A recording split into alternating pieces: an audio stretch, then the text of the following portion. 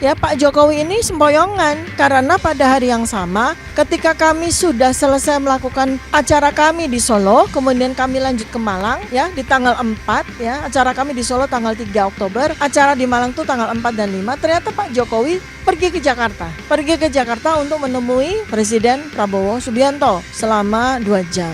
Jadi yang paling ditakuti oleh Pak Joko Widodo sekarang, double ketakutannya itu adalah soal Gibran, terutama soal riwayat pendidikan Gibran yang sekarang ini sedang dimangsa juga nih sama RRT gitu ya. Dari komentar-komentar warga Malang sendiri itu mereka marah, rakyat Malang sendiri itu mereka marah. Kenapa acara sepenting ini dirusak, dihadang? Kan dari komentar, ribuan komentar itu kan terlihat bahwa warga Malang itu marah. Artinya apa? Pak Jokowi itu udah dikeroyok oleh banyak orang.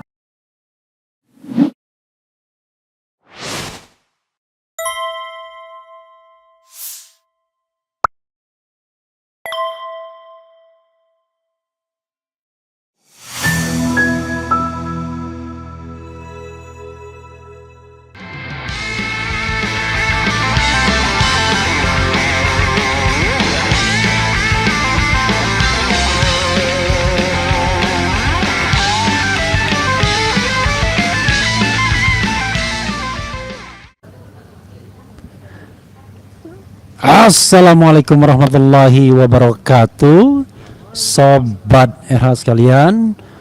Jumpa lagi kita di channel yang keren ini. Keren cadas, nggak boleh tapi bisa hancur mejanya ya.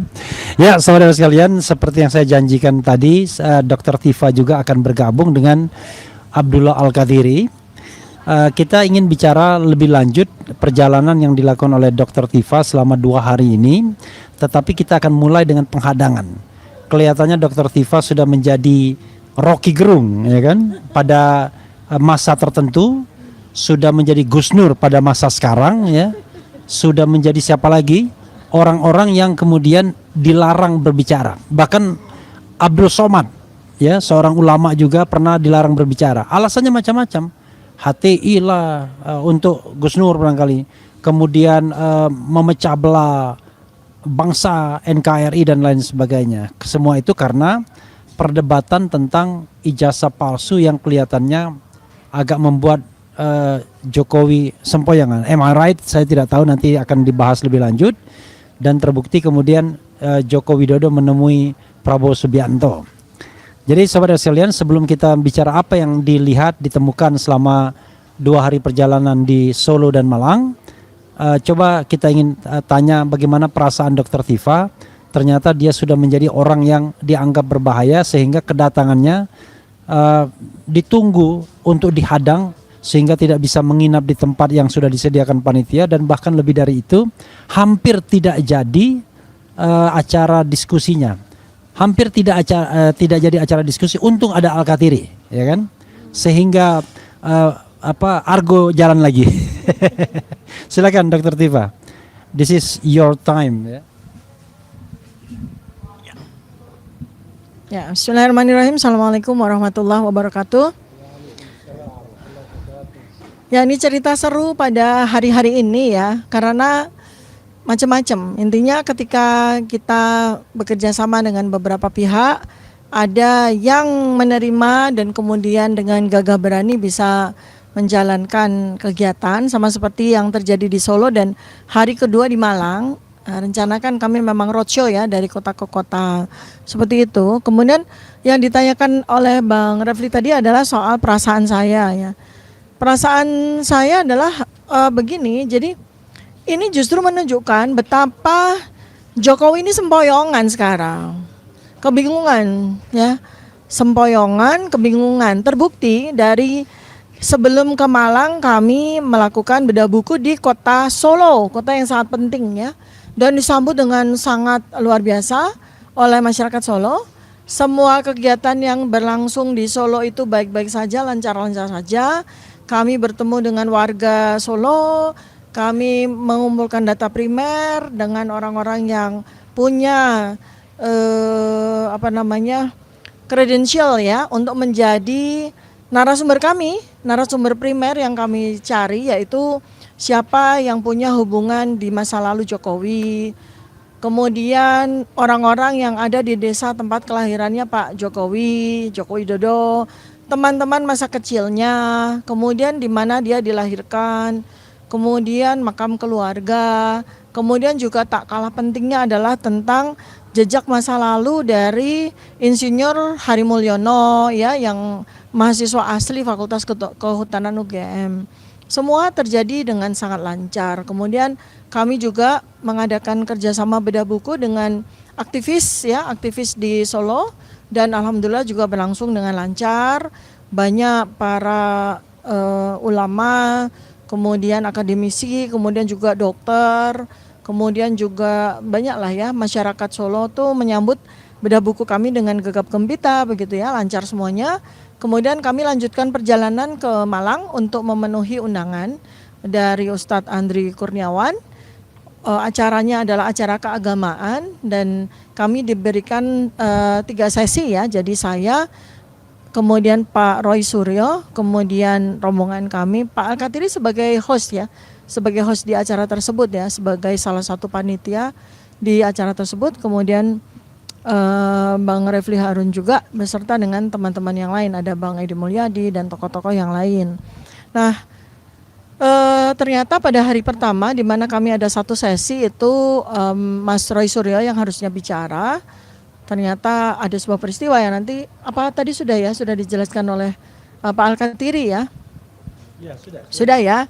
Nah, kesan saya adalah begini, ini artinya ya Pak Jokowi ini sempoyongan, karena pada hari yang sama ketika kami sudah selesai melakukan acara kami di Solo, kemudian kami lanjut ke Malang ya di tanggal 4 ya, acara kami di Solo tanggal 3 Oktober, acara di Malang tuh tanggal 4 dan 5, ternyata Pak Jokowi pergi ke Jakarta.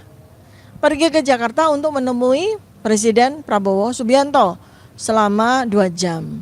Ya, kita sudah menduga apa sih yang sebetulnya membuat Pak Joko Widodo ini sempoyongan ya. Ini sudah urusannya sudah bukan ijazahnya lagi nih. Persoalan yang membuat Pak Joko Widodo sempoyongan adalah domino efek dari persoalan otentitas ijazah yang sudah kita buktikan di buku Jokowi's White Paper. Jadi yang paling ditakuti oleh Pak Joko Widodo sekarang ya, double ketakutannya itu adalah soal Gibran. Terutama soal riwayat pendidikan Gibran yang sekarang ini sedang dimangsa juga nih sama RRT gitu ya. Kita sedang melakukan penelitian. Jadi ini membuat Pak Joko Widodo betul-betul sempoyongan. Nah, akibatnya adalah dia melakukan sebuah tindakan-tindakan yang selain tidak efektif ya, tidak produktif ya, dengan sia-sia mencoba untuk melakukan penghadangan terhadap kami dengan melibatkan kepolisian. Itu sebuah tindakan yang sungguh sia-sia dan nggak ada artinya. Ya, terbukti dari ketika hari kedua kami diberi kesempatan untuk bedah buku, pada akhirnya alhamdulillah ternyata dengan dengan effort yang luar biasa dari Pak Al-Katiri dan teman-teman di Malang, kami bisa bedah buku dengan lancar pada hari kedua. Tanpa ada polisi, tanpa ada yang namanya orang-orang sipil ya, yang katanya 27 orang ya dari orang sipil, di mana kemudian kita juga lihat ya komentar yang pada saat konferensi pers itu, dari komentar-komentar warga Malang sendiri itu mereka marah. Rakyat Malang sendiri itu mereka marah. Kenapa acara sepenting ini dirusak, dihadang? Kan dari komentar, ribuan komentar itu kan terlihat bahwa warga Malang itu marah. Artinya apa? Pak Jokowi itu udah dikeroyok oleh banyak orang. Jadi tadi penjelasan saya adalah saya mencoba untuk melihat dari sudut pandang yang berbeda gitu ya. Bahwa penghadangan ini adalah sebuah usaha yang sia-sia untuk menghambat sebuah kebenaran yang sedang kita gaungkan, sedang kita sosialisasikan kepada masyarakat dalam bentuk diskusi nasional, dalam bentuk bedah buku ya, yang sudah kita rencanakan. Dan beberapa ini sebetulnya perjalanan penghadangan ini secara faktual sudah terjadi di Malang, tapi sebelumnya sudah terjadi di beberapa tempat di Jakarta. Jadi kami selama menjalankan bedah buku di roadshow di beberapa kota ini kan kami juga persiapan untuk acara yang serupa di beberapa titik di Jakarta, dan ternyata semua mengalami hambatan. Banyak sekali gedung-gedung milik pemerintah yang menolak untuk mengadakan acara tersebut dengan alasan yang tidak jelas. Bahkan yang terakhir kami ingin menggunakan Museum Kebangkitan Nasional yang dimiliki oleh atau ditanggung-jawabi oleh Kementerian Pendidikan dan Kebudayaan. Ternyata kabar terakhir juga mendapatkan penolakan. Nah, jadi ini ada dua institusi ya yang ternyata masih bisa dipengaruhi oleh Joko Widodo. Yang pertama adalah institusi kepolisian yang terjadi di Malang. Kemudian yang kedua ternyata di Jakarta itu institusi Kementerian Pendidikan dan Kebudayaan. Ini juga ternyata juga masih bisa dikooptasi oleh Joko Widodo. Nah, pertanyaan saya kemudian adalah apakah ini sebuah representasi dari bahwa Joko Widodo itu masih berkuasa dan sementara Presiden Prabowo Subianto itu masih less power gitu dibandingkan dengan Joko Widodo? Jawaban saya tidak. Ya, ini kegiatan-kegiatan ini tidak termonitor oleh Presiden Prabowo. Kegiatan-kegiatan ini kan sesungguhnya ada sesuatu yang sangat rutin ya, biasa diselenggarakan oleh banyak pihak. Jadi Presiden Prabowo ini nggak pay attention gitu. Nah, ini yang bahaya adalah ketika Presiden Prabowo belum mendapat alert ya, yang di mana pihak-pihak di bawahnya itu masih berusaha untuk melakukan penghadangan terhadap kegiatan-kegiatan yang diselenggarakan oleh RRT ya. Nah, sehingga mendapatkan kesan ya, pihak dari Joko Widodo itu memberikan kesan bahwa Pak Presiden Prabowo ini powerless, less power than Presiden Joko Widodo. Ini yang coba untuk dikesankan ya kepada masyarakat. Acara Malang dihadang dengan kepolisian ya. Artinya apa? Artinya pihak-pihak dari Joko Widodo ini berusaha memberikan kesan ya bahwa Joko Widodo ini masih powerful. Nah, kemudian di Jakarta ketika kami saat ini sedang merencanakan juga kementerian di sini juga menyatakan menolak terhadap acara tersebut. Nah, kita akan uji ya di hari Kamis nanti kita akan uji. Mudah-mudahan nanti tim kuasa hukum sudah mempersiapkan surat ya untuk untuk kita protes ya kepada Kementerian Pendidikan, dan kita juga akan bertanya apakah benar nih Kementerian Pendidikan ini juga menolak ya acara-acara ilmiah yang akan kami selenggarakan. Nah, nanti kita akan cek, nanti kita akan lihat ya. Ya, jadi apakah mereka memang masih dikuasai oleh Jokowi? Itu bahaya sekali untuk Presiden Prabowo Subianto. Jadi ini yang pertama yang merupakan sebuah kesan dari saya ya. Kalau saya pribadi saya nggak merasa terganggu. Ini adalah sebuah bagian dari perjuangan. Ya, ini bagian dari perjuangan. Jadi saya nggak merasa terganggu. Kita justru dengan tindakan-tindakan yang dilakukan oleh kepolisian, apalagi kemudian menggunakan preman, apalagi kemudian memprovokasi pihak masyarakat sipil di Kota Malang untuk menghadang kegiatan dan kemudian mengintimidasi serta kemudian merusak dari sebuah kegiatan yang dilakukan oleh warga Malang juga, itu justru menunjukkan ya bahwa pihak Jokowi ini sudah melakukan agitasi, sudah melanggar undang-undang dengan merampas hak-hak sipil untuk melakukan kegiatan-kegiatan. Ya, itu yang menjadi catatan saya, Bang Refli. Iya, sebelum kita lanjutkan dengan fakta yang didapat selama kunjungan ke Solo. Di Solo kita ada seminar, kunjungan ke Lawean, ya, kediaman masa kecil Hari Mulyono, kemudian juga ke pemakaman keluarga Jokowi ya. Nanti, tetapi saya ingin meminta kembali tanggapan dari lawyer Al-Katiri mengenai penghadangan klien Anda, karena saya duga ini bukan yang pertama dan terakhir, bisa juga terjadi di tempat lain, dan ini sangat meresahkan dan membahayakan karena membentrokkan masyarakat sivil kan, karena yang menghadang itu yang dimajukan kan masyarakat sipil yang seolah-olah menolak, mendemo dan lain sebagainya, walaupun jumlahnya barangkali tidak signifikan, tetapi selalu ingin melakukan kekerasan atau ancaman kekerasan dalam melakukan ini. Jadi bukan masalah takut dan tidak takut, tetapi ini negara yang beradab, di mana kebebasan itu dilindungi oleh konstitusi. Barangkali ada imbauan kepada polisi, kepada penegak hukum dan lain sebagainya, atau kepada masyarakat sipil yang berbeda pendapat tetapi kemudian berusaha menghadang dengan cara-cara yang tidak atau kurang beradab. Silakan. Iya, ini sebenarnya itu adalah merupakan kelanjutan dari masa lalu. Artinya pada waktu Jokowi berkuasa itu sering terjadi hal-hal seperti itu. Bahkan bukan pada tokoh saja tapi juga pada ulama. Apalagi di kota seperti Malang dan daerah Jawa Timur ini khususnya, itu rata-rata ada yang semacam mengorkestrai untuk setiap kali ada masukan selalu dibawa ke arah radikal, kemudian khilafah dan sebagainya, yang mana mereka itu bahkan dibenturkan dengan Pancasila dan sebagainya. Yang mana khilafah itu adalah sistem pemerintahan, bukan ideologi, nggak ada hubungan.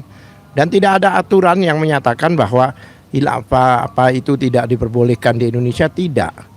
Jadi setiap orang yang melaksanakan agama dengan baik dan sebagainya dibilang dengan kafah, dianggap itu adalah sudah bertentangan dengan Pancasila.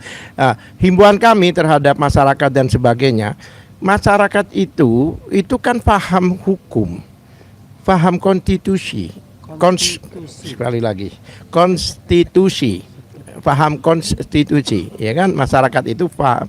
Mulai kecil sudah diajarkan masalah Pancasila, Undang-Undang Dasar dan sebagainya. Mereka paham bahwa suatu tindakan, suatu penyampaian pendapat secara bersama-sama ya, maupun berkelompok maupun berkumpul dan sebagainya itu dilindungi oleh undang-undang. Bahkan tidak ada satupun di sini yang menyinggung soal pemerintahan. Bahkan kita ini membantu pemerintahan untuk supaya negara kita ini adalah negara yang taat pada hukum, taat pada ketentuan, dan sesuai dengan keinginan presiden kita bahwa hukum adalah panglima di negara Indonesia ini. Harapan kami di pihak kepolisian juga demikian. Harus ada di satu pihak digaungkan masalah reformasi kepolisian, yang mana kepolisian akan menjadi lebih baik dan lebih baik, direformasi agar tidak seperti yang masa lalu, yaitu tajam ke bawah kemudian tumpul ke atas dan sebagainya. Di daerah-daerah itu nampaknya belum memahami atau belum mentaati atau belum mengikuti arahan-arahan dari kepolisian pusat. Saya yakin di Jakarta hal-hal tidak terjadi hal seperti ini, mendemo orang dalam arti jika mereka mengadakan satu pertemuan dan sebagainya, tidak ada di Jakarta ya. Karena kenapa di daerah-daerah ini nampaknya apakah mereka belum paham bahwa orang yang selama ini kayak bedah buku dan sebagainya itu adalah perbuatan-perbuatan yang konstitusional, ya kan? Itu apakah mereka tidak paham soal itu? Jadi mudah-mudahan dari Malang ini, karena sudah ada perubahan, yang mana tadi malam itu mereka pada berkumpul sampai jam 12 malam untuk menunggu kedatangan Dr. Tifa dan rombongan. Nah, pagi tadi tidak lagi, karena Akan menunggu, menghadang. ya menunggu dan menghadang. Ya, kalau positif. karena di tempat kejadian kalau menghadang bisa di jalan dan sebagainya, menunggu dan menghadang seperti itu. Nah, dan tadi malam kebetulan saya ada di sini, kemudian saya mendapatkan kuasa dari panitia, saya bertemu dengan Kapolres dan Kapolsek. Ya, kami menyatakan bahwa mohon ini acara yang benar-benar konstitusional ini adalah dilindungi. Bahkan orang-orang yang melanggar atau tidak menginginkan acara ini berlangsung, berarti mereka adalah melakukan perbuatan melawan hukum, yaitu inkonstitusional. Nah, Jadi harapan kami mudah-mudahan dari Malang ini suatu pelajaran khususnya pada aparat negara dalam hal ini polisi, yang mana jika ada satu bedah buku atau penyampaian pendapat atau suatu dialog dan sebagainya itu diamankan dalam arti dari gangguan-gangguan yang melanggar hukum tersebut. Ya. Ya, sobat era sekalian, Abdullah Al-Katiri ini adalah lawyer atau penasihat hukum, ya. Tergantung konteksnya nanti, yang jelas lawyer, ya, kuasa hukum dari salah satunya Dr. Tifa, tapi juga Rismond dan Roy Suryo, sehingga tentu punya legal standing untuk berbicara soal yang terkait dengan nasib kliennya. Nah, cuma saya ingin meminta semacam klarifikasi atau semacam bantahan atau apapun terkait dengan dorongan oleh kelompok-kelompok relawan agar Dr. Tifa CS ini segera ditangkap, dijadikan tersangka dan ditangkap serta ditahan. Itu konferensi pers yang diadakan oleh kelompok-kelompok sokol pendukung. Tapi sebelumnya Dr. Tifa dulu mungkin ya, karena Anda seperti biasanya sudah mulai diancam lagi agar segera dimasukkan buih begitu.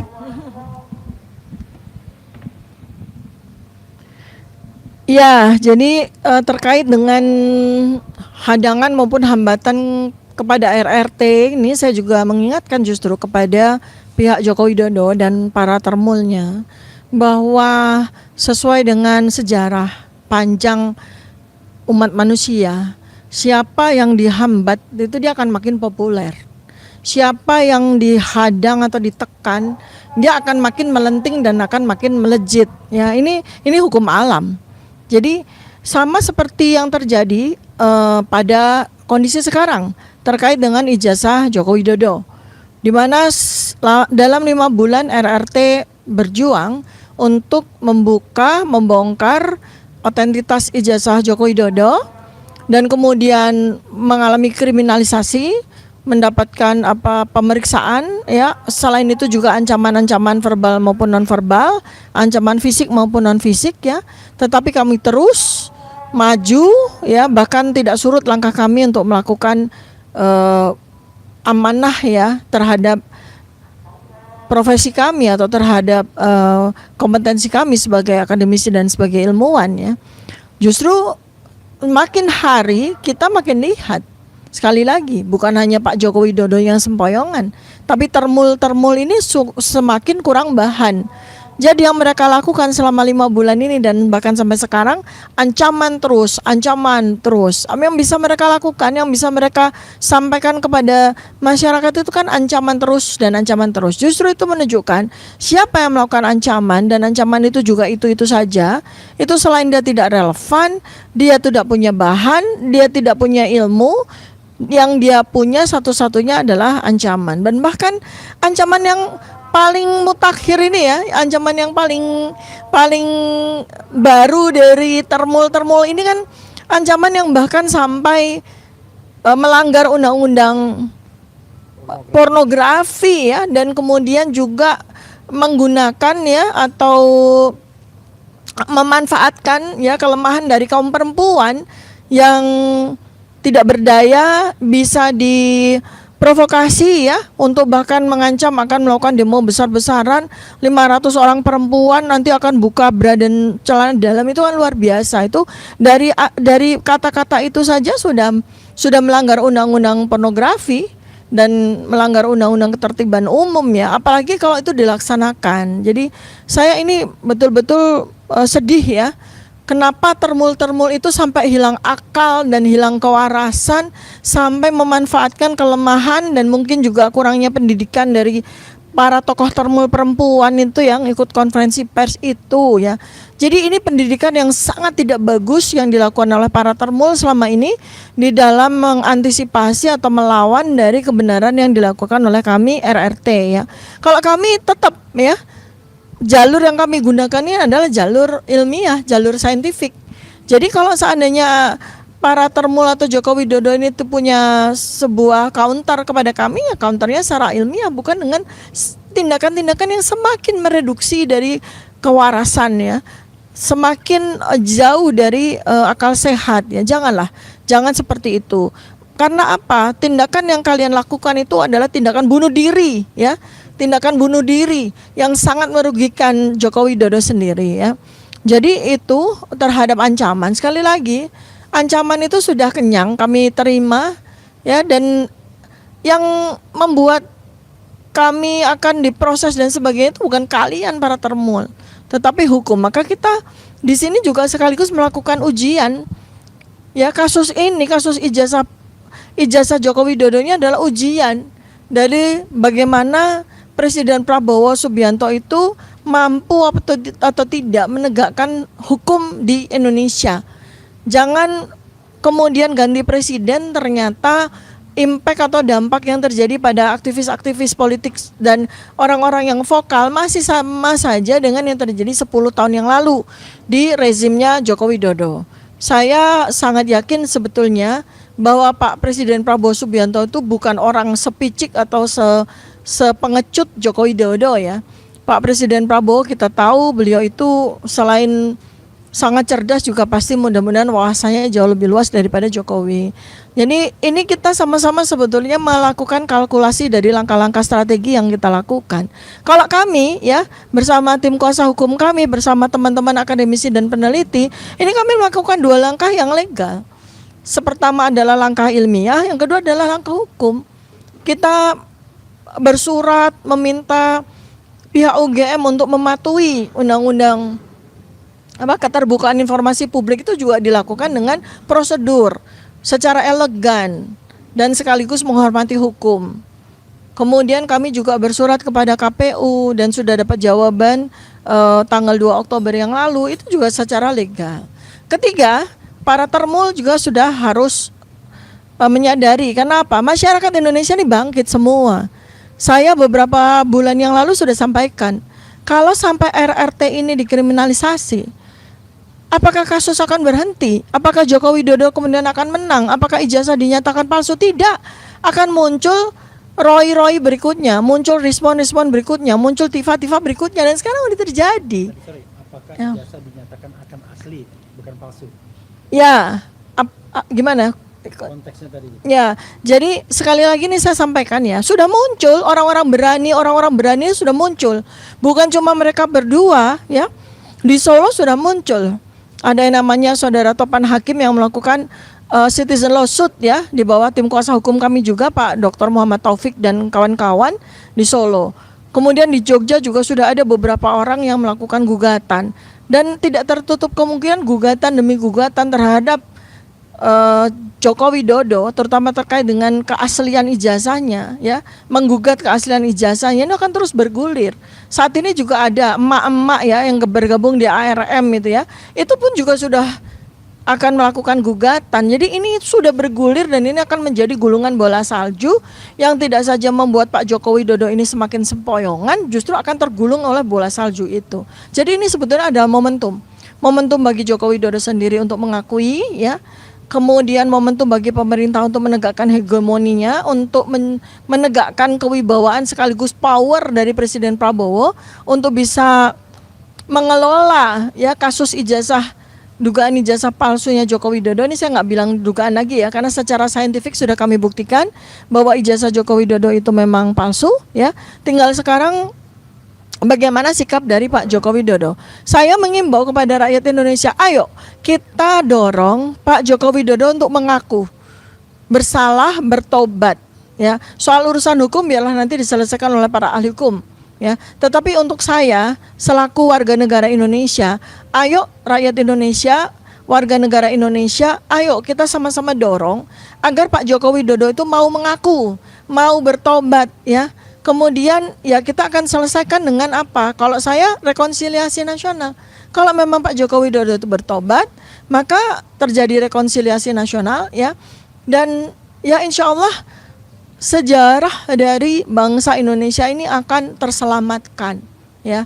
Itu dan tidak terjadi lagi presiden berikutnya, di mana kita juga melihat bahwa sejatinya ketakutan Pak Joko Widodo saat ini adalah persoalan dari riwayat pendidikan Gibran yang saat ini pun juga para netizen rakyat Indonesia juga bahu-membahu bersama kami untuk menguak dari persoalan sekolahnya Gibran. Nggak tanggung-tanggung ya.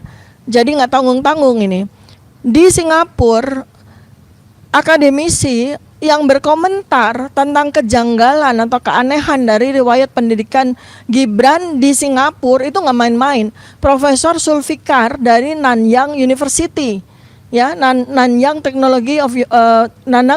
of Technology University dari Singapura. Ini adalah universitas tier A, ya, universitas terkemuka, dan dia juga menyampaikan opini, ya, expert opinion yang selaras dengan hasil pengumpulan data kami, ya, itu. Kemudian di Australia, di mana beberapa kali Gibran mengakui bahwa dia melanjutkan studi ke InSearch, ya. Jadi Anda jangan sebut UTS lagi, ya, karena kita juga sedang deg-degan ini apakah UTS akan melakukan somasi kepada pemerintah Indonesia, ya. UTS itu University Technology of Sydney ini adalah universitas terkemuka. Ketika namanya dicatut oleh Gibran ini besar kemungkinan kalau tidak terjadi sebuah katakanlah ralat, ya, atau koreksi yang dilakukan oleh Menteri Sekretariat Negara dan Menteri Pendidikan Dasar dan Menengah, bisa saja loh UTS akan mensomasi pemerintah, ya, di sini karena Gibran sekarang sudah menjadi wapres. Jadi ini bergulir terus, ya. Pak Joko Widodo dan para termul, Presiden Prabowo Subianto dan segenap jajaran yang relevan dengan kasus ini serta seluruh rakyat Indonesia, kami katakan bahwa kasus ini, ya, keberanian ini akan terus bergulir bagaikan gulungan salju, ya, di mana kita mulai dengan kami bertiga, nanti bergulung akan muncul lagi ratusan orang yang akan seberani kami untuk menyampaikan kebenaran dan sekaligus menguak kebenaran tentang ijazah Joko Widodo dan sekaligus riwayat pendidikan Gibran yang gelap. Ya, soal legal standing, ya, kita kan juga bicara soal ini kan negara hukum. Kalau misalnya Al-Kathiri bicara atas nama Dr. Tifa, itu karena Dr. Tifa sudah memberikan surat kuasa kepada Al-Kathiri. Tapi saya ingin menyatakan bertanya, ya, kepada Bro Al-Kathiri, bagaimana pendapat Anda dengan organisasi-organisasi menyatakan relawan yang perlu kita cek juga legal standing organisasinya. Tetapi terlepas dari itu, apa yang membuat kemudian mereka bertindak mewakili kepentingan Jokowi kalau seandainya mereka tidak berbekal surat kuasa atau ditunjuk sebagai penasehat atau kuasa hukum? Silakan. Iya, memang kalau kita lihat selama ini yang banyak berbicara itu bahkan bukan dari lawyer Jokowi. Lawyer Jokowi itu biasanya berbicara hanya di TV kalau diundang dan sebagainya. Sekarang banyak di mana-mana berbicara, membela dan mengatasnamakan relawan Jokowi dan sebagainya. Ada juga Jokowi lover apa itu kan, teman lover dan sebagainya itu jelas-jelas adalah pelanggaran undang-undang yang ada. Karena kalau lawyer yang diberikan kuasa sesuai undang-undang advokat itu jelas, jika seseorang mendapatkan kuasa maka dia bisa mewakili kliennya, baik untuk berbicara dengan media, berbicara dengan umum, menyampaikan informasi sehubungan dengan kliennya, dan itu dilindungi oleh undang-undang. Tapi jika orang yang tidak berkepentingan, yang tidak mempunyai kuasa, makanya kita harus cek itu mereka-mereka yang bicara ngawur dan sebagainya itu apakah mereka mempunyai kuasa dari Jokowi untuk berbicara, dan apakah mereka mempunyai suatu sebagai lawyer atau sebagai legalitas sebagai advokat dan sebagainya. Jadi kalau jika hanya berbicara dan sebagainya, dan jika di dalam bicaranya itu ada menyangkut delik hukum, ya, yang mana mereka dapat dipidana. Terus satu hal lagi, bahkan saya katakan tadi, jika ternyata memang benar ijazah Jokowi ini adalah ijazah fake, ya, ijazah palsu dan sebagainya, maka orang-orang yang selama ini melindungi, membackup, memberi keterangan yang tidak benar, termasuk UGM dan KPU dan sebagainya, itu dapat dikenakan pasal 55 KUH pidana, yaitu keikutsertaan mereka di dalam membantu tindak pidana. Jadi hati-hati kalau saya boleh ingatkan. Makanya dalam memberikan, apalagi ada konferensi pers mewakili Jokowi atau atas nama Jokowi dan sebagainya, apakah mereka punya legal standing? Apakah mereka mempunyai kuasa? Dan kuasa itu pun apakah mereka itu merupakan juru bicaranya? Selama mereka bukan siapa-siapa dan mereka hanya membackup, hanya untuk melindungi, hanya untuk membela Jokowi, ternyata di dalam statement-statementnya ada menyangkut delik yang mana bisa kita bawa ke ranah hukum. Nah, oleh sebab itu berhati-hatilah, karena kami berurusannya itu dengan langsung, yaitu Jokowi dan para lawyernya, bukan dengan orang-orang itu semua. Yang mana kalau lihat pertanyaan yang tadi juga Bang Refli tanyakan sama saya, Dokter Tifa itu kemungkinan dipidana. Kami tidak menemukan bukti-bukti itu, fakta-fakta itu. Pada waktu itu pernah konferensi pers yang dilakukan oleh lawyer-lawyer Jokowi. Saya juga bingung, mereka tidak ada satupun mereka merujuk ke undang-undang, merujuk ke ketentuan, merujuk ke perkap. Mereka hanya bercerita peristiwa. Karena mereka juga bingung mau dirujuk ke pasal berapa. Karena semua pasal-pasal itu tidak dapat dikenakan, baik yang dilaporkan oleh Jokowi maupun oleh itu peserta itu, oleh apa istilahnya, ya peserta ya, artinya yang mendampingi yang 5 grup itu yang juga melaporkan itu. Karena kami tanyakan langsung pada penyidik, apa kesalahan apa yang dilakukan oleh klien-klien kami itu. Penyidik tidak bisa menjelaskan. Tapi bagaimana kok bisa ditingkatkan ke penyidikan? Bahkan penyelidikan itu sendiri di perkap dan di ketentuan yang ada itu menyatakan pada saat mereka mengundang dan orang-orang yang klien-klien kami ini melakukan penyelidikan itu untuk menemukan tindak pidananya. Begitu sudah ketemu baru ditingkatkan penyidikan. Tapi faktanya pada waktu sekarang sudah ditingkatkan penyidikan, begitu kita tanya apa yang Anda temukan pada waktu penyelidikan sehingga Anda bisa tingkatkan ke penyidikan, apa salah mereka? Karena pasal-pasal yang dikenakan itu semua tidak bisa dikenakan. Contohnya pasal 310 pencemaran nama baik contohnya. Itu ada 3 pasal, 3 ayat. Ayat ketiga menyatakan demi kepentingan umum tidak dapat dipidana. Kemudian pasal 27A yang berhubungan dengan IT itu harus terbukti dulu bahwa 310 ini terbukti ada tindak pidananya. Kemudian masalah undang-undang IT yang sebagiannya yang menampilkan mengupload atau itu sesuai undang-undang keterbukaan publik, dokumen itu tidak boleh disembunyikan karena itu dokumen publik. Jika di dalam Undang-Undang Dasar pasal 28F itu jelas bahwa kita dapat mengevaluasi, dapat menguji suatu dokumen publik. Jadi tidak ada pelanggaran kalau mereka itu hanya menguji dan mereka itu tidak merubah, mereka hanya meneliti. Dan faktanya alhamdulillah kemarin waktu KPU menunjukkan fotokopi itu, ya walaupun itu masih kita lebih kita teliti lebih lanjut, kita akan periksa lebih lanjut. KPU menunjukkan itu terkonfirmasi bahwa dokumen yang selama ini ijazah atau fotokopi ijazah apapun juga yang diupload Dian Sandi dan sebagainya itu persis seperti yang dimiliki oleh KPU. Berarti mereka ini meneliti sesuatu yang memang benar, bukan sesuatu yang tidak ada di KPU faktanya. Jadi yang ditunjukkan pada kami waktu itu persis, bukan persis, ya seperti itu. Seperti apa yang diupload oleh Dian Sandi. Cuma dicoret aja beberapa yang mana tanggal lahir, nomor, padahal di Dian Sandi itu udah lengkap. Walaupun dicoret-coret sama mereka kita tahu. Makanya sekarang yang kita mau telusuri adalah legalisir yang di situ.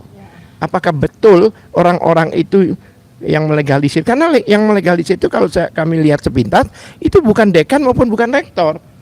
Kemudian siapa? Apakah yang melegalisir yang sekarang untuk presiden itu sama dengan yang 5 tahun yang lalu pada waktu gubernur? Apakah orang yang sama? Kalau orang yang sama, apakah masuk akal bahwa orang itu masih menjabat? Masih belum selesai. Begitu pula yang nanti kita minta dari Surakarta sampai sekarang masih belum dijawab. Konon kabarnya memang tidak ada dokumen di sana, tidak ada ijazah. Makanya kalau saya duga itu ada hubungan kemarin bahwa ijazah yang ditampilkan selama ini adalah ijazah yang konon kabarnya dibuat di Pasar Pramuka itu, yang untuk tujuan menjadi gubernur.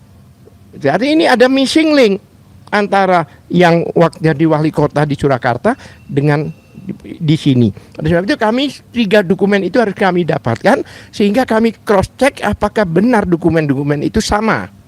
Jika ternyata dari 3 dokumen itu ada perbedaan satu sama lain, ya kan, berarti pasti palsu. Kan nggak mungkin, ya kan? Terima kasih, Bang. Iya. Bro, agak tadi kalau dipancing itu padahal ditanya apa legal standing mereka yang mengatasnamakan relawan itu. Tapi oke lah ya.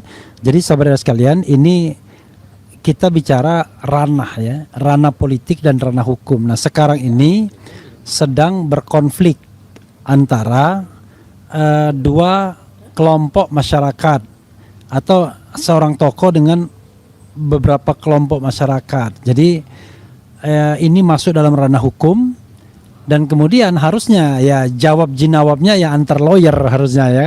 Jangan pihak-pihak yang tidak berkepentingan atau bukan tidak berkepentingan, pihak-pihak yang tidak mendapatkan kuasa tidak punya legal standing untuk bicara. Karena itu apalagi sampai kemudian memaksa Polri atau polisi untuk menangkap, memenjarakan, sebelumnya menersangkakan dan lain sebagainya. Oke, ini bagian terakhir saudara sekalian.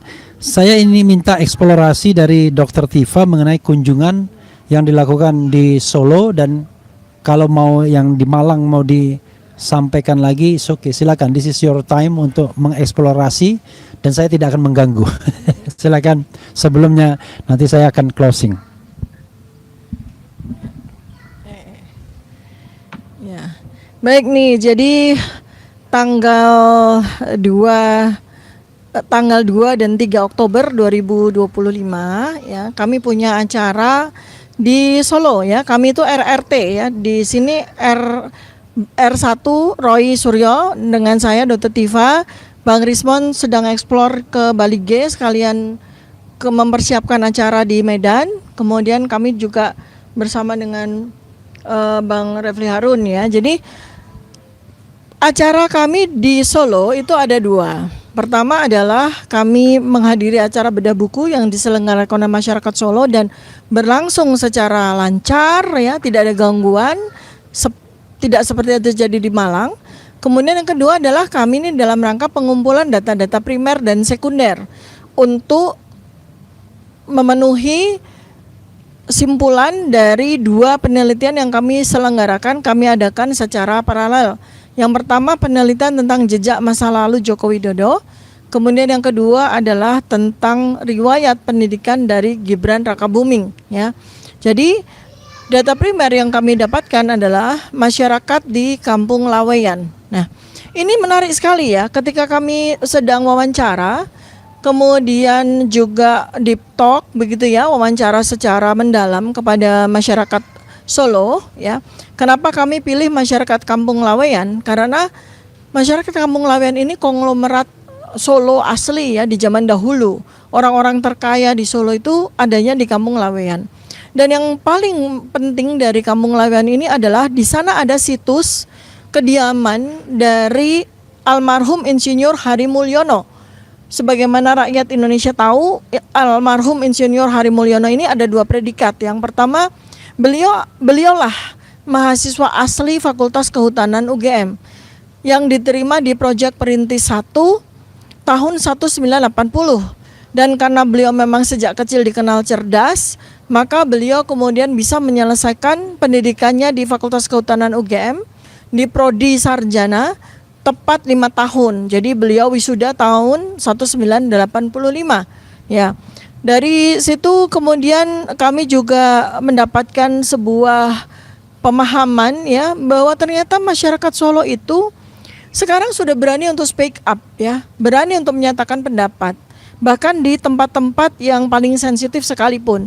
Karena kami di Solo itu berkunjung ke beberapa titik ya untuk menemukan data primer kami. Pertama adalah di Kampung Laweyan, kemudian di daerah tempat di mana Pak Joko Widodo itu berkediaman ya, di daerah Sumber ya, kami juga melakukan wawancara dengan masyarakat setempat, tampak mereka berani, ya, mereka tidak ragu-ragu untuk menyatakan pendapat mereka atau bertanya atau menyatakan pengetahuan mereka tentang jejak masa lalu Jokowi beserta dengan keluarganya, ya.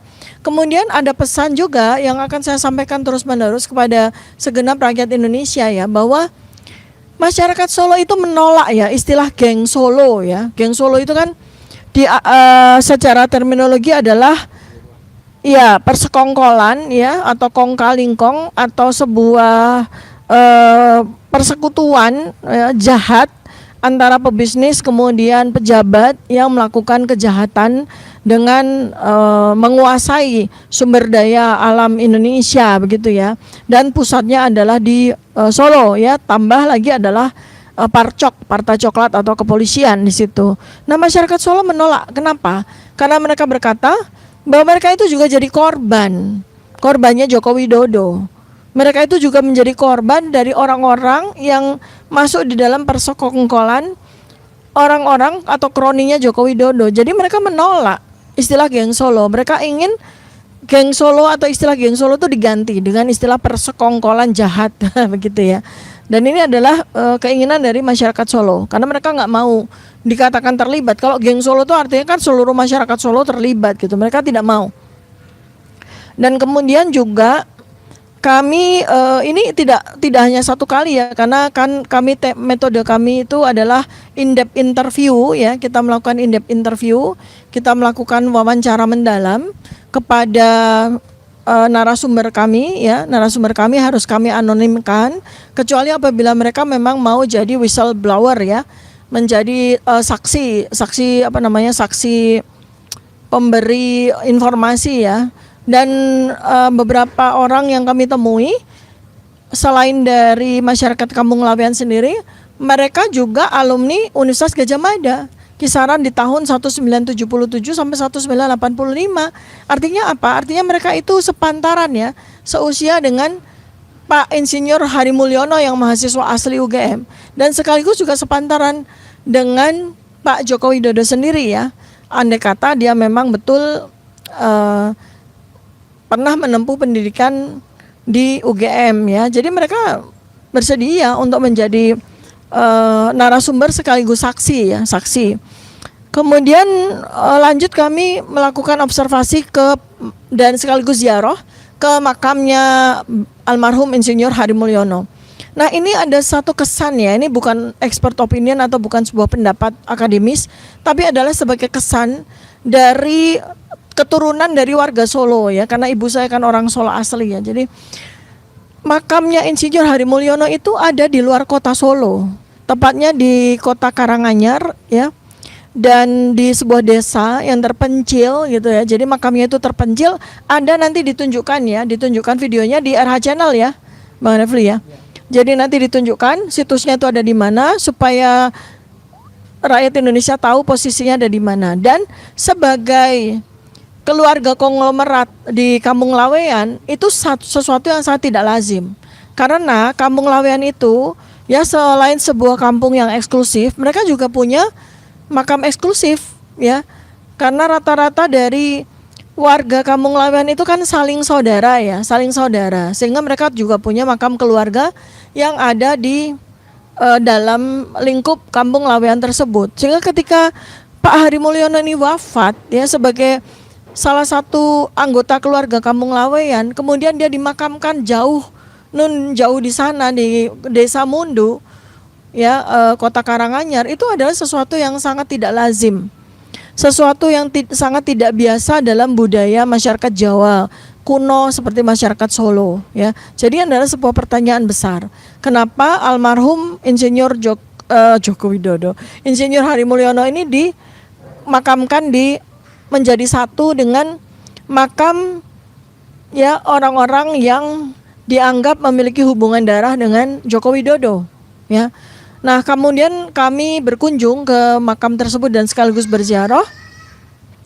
Seperti Anda lihat nanti di video yang kami juga rilis, ya, bahwa di situ ada beberapa makam. Yang paling penting, ya, yaitu makam Pak Hari Mulyono sendiri. Kemudian ada makam Bu Sujiatmi Notomiarjo atau yang dianggap sebagai atau yang diakui sebagai ibu dari Pak Joko Widodo. Kemudian ada Wijiatno Notomiarjo yang diakui sebagai bapaknya Pak Joko Widodo. Kemudian ada satu makam lagi yaitu Bapak Miono. Ini yang dianggap sebagai Pak D-nya dari Pak Joko Widodo. Jadi di situ. Nah, kalau kita lihat dari silsilahnya ya, seandainya memang mereka itu memiliki makam keluarga di sana, ya itu masih masuk akal. Tetapi yang tidak masuk akal adalah di situ juga terkubur jasad dari Pak Insinyur Hari Mulyono yang warga Kampung Lawean. Ya, Kampung Lawean ini stratifikasi di dalam kelompok sosial di Solo ini level A ya. Jadi kaum konglomerat begitu ya, yang tidak lazim kalau kemudian dimakamkan di sebuah desa nun jauh di sana ya. Ini ada catatan, sekali lagi ini adalah data.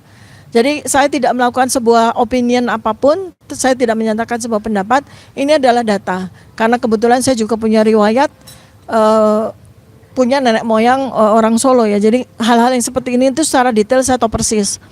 Kemudian juga kami berkunjung ke rumah masa kecil dari desa yang dianggap sebagai desa kelahiran dari Joko Widodo, yaitu di Desa Giritirto, Kabupaten Boyolali. Jadi itu juga di luar kota. Nah, di situ secara koinsiden kami bertemu dengan salah seorang warga yang seusia atau sepantaran juga dengan Pak Joko Widodo. Namanya itu aneh ya, namanya itu Pak Mulyono. Jadi beliau memperkenalkan diri dengan Pak Mulyono. Nah, kita tahu ya bahwa pada suatu ketika ada sebuah wawancara ya di salah sebuah media mainstream itu Joko Widodo menyatakan bahwa nama aslinya, nama kecilnya itu adalah Mulyono. Kemudian karena sebab sakit namanya diganti menjadi Joko Widodo. Jadi so many Mulyono di sini. Kita juga tahu ada alumni Fakultas Kehutanan UGM tahun 19 yang lulus tahun 1985 namanya juga Mulyono yang sempat diisukan ini adalah calo di Terminal Tirtonadi yang ternyata memang sudah diklarifikasi bahwa hanya mirip saja ya, tapi ada Mulyono yang alumni Fakultas Kehutanan UGM. Lalu kemudian tambahan lagi Mulyono adalah Hari Mulyono. Ya, jadi ipar dari Pak Joko Widodo. Ada tambahan lagi kalau mau tahu Mulyono siapa?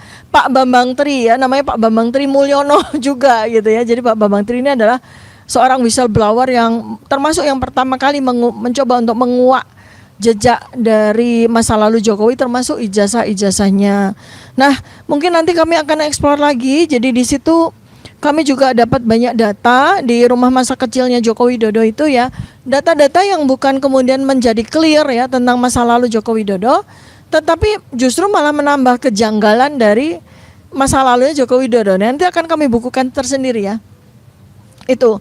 Nah, salah satu yang penting sekali adalah saksi yang bertemu dengan kami, narasumber yang bertemu dengan kami itu menyatakan bahwa ya, ini menurut narasumber tersebut ya, jadi bukan opini saya ya. Narasumber tersebut mengatakan bahwa Pak Joko Widodo itu tinggal di Desa Giritirto itu sampai SMP.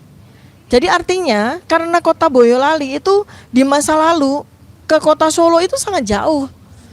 Ya, di masa lalu ya, di masa lalunya Pak Jokowi sekitar 50 tahun yang lalu ketika dia sekolah dari SD sampai SMP itu kan jauh sekali tuh Boyolali. Nah, kalau sekarang ya relatively dekat karena infrastruktur jalan itu sudah cukup bagus ya. Kita bisa bayangkan kalau Pak Joko Widodo itu masih bertempat tinggal di Desa Giritirto, Boyolali, kemudian menurut penjelasan tentang riwayat pendidikan Pak Joko Widodo, SMP-nya atau SD-nya itu adalah SDN Tirtoyoso Surakarta dan SMP-nya adalah SMP Negeri 1 Surakarta, sementara dia itu bertempat tinggal masih di Boyolali, itu sungguh tidak masuk akal. Ya, sungguh tidak masuk akal. Jadi ini akan kita eksplor lagi untuk menelisik dari data-data, kita akan klarifikasi dan kita akan cari kepingan-kepingan data-data yang lain yang kemudian membuat riwayat atau jejak masa lalu Joko Widodo ini akan semakin clear ya secara scientific base ya. Itu yang bisa saya sampaikan dari kunjungan kami ke Solo. Sekali lagi, apa yang kami lakukan di Solo ini adalah sebuah metodologi riset ya, Yang pertama yaitu pengumpulan data. Jadi di sini kami belum melakukan hipotesis, kami belum melakukan opini, apalagi kami belum melakukan analisis dan simpulan ya. Jadi ingat baik-baik kepada seluruh rakyat Indonesia, juga para termul, supaya jangan digoreng. Kami belum melakukan simpulan apapun. Insya Allah mudah-mudahan dalam waktu dekat, paling kurang beberapa hal yang kami temukan akan kami akurasi lagi ya, kami akurasi lagi dengan data-data pembanding di lapangan ya, insya Allah. Ya, sobat era sekalian, itu perbincangan kita ya selama 1 jam dengan Dr. Tifa dan lawyernya Abdullah Al-Katiri. Sekali lagi, ini adalah upaya untuk mencari informasi yang benar, baik mengenai ijazah yang sudah dibukukan maupun mengenai latar belakang atau riwayat dari Joko Widodo. Dan ini penting karena menyangkut orang penting di Republik ini yang pernah berkuasa selama 10 tahun. Biasa di luar negeri juga biasa orang kemudian membuat catatan biografi mengenai tokoh besar. Pak Jokowi kan tokoh besar ya, tokoh yang pernah jadi presiden. Jadi tentu kalau misalnya ada ketidakbenaran riwayat, ada kebohongan dan lain sebagainya, ya tentu harus diluruskan oleh mereka yang meneliti dengan sebenar-benarnya dan sesungguh-sesungguhnya. Tapi sekali lagi seperti yang dikatakan Dr. Tifa tadi, belum sampai pada kesimpulan apa-apa, baru preliminary research ya kan, baru permulaan research untuk kemudian nanti ya entah ujungnya apa. Tetapi yang jelas RRT terutama Dr. Tifa dan Roy Suryo sudah menjanjikan paling tidak 2 buku soal latar belakang siapa Jokowi itu ya, who Jokowi is ya kan. Kemudian dan yang kedua adalah soal latar belakang pendidikan Gibran atau kalau itu Jokowi's white paper, ini Gibran's black paper. Itu saja saudara sekalian, mudah-mudahan bermanfaat ya. Sekali lagi kita tidak cari musuh, yang kita cari adalah kebenaran. Wassalamualaikum warahmatullahi wabarakatuh. Keren cadas.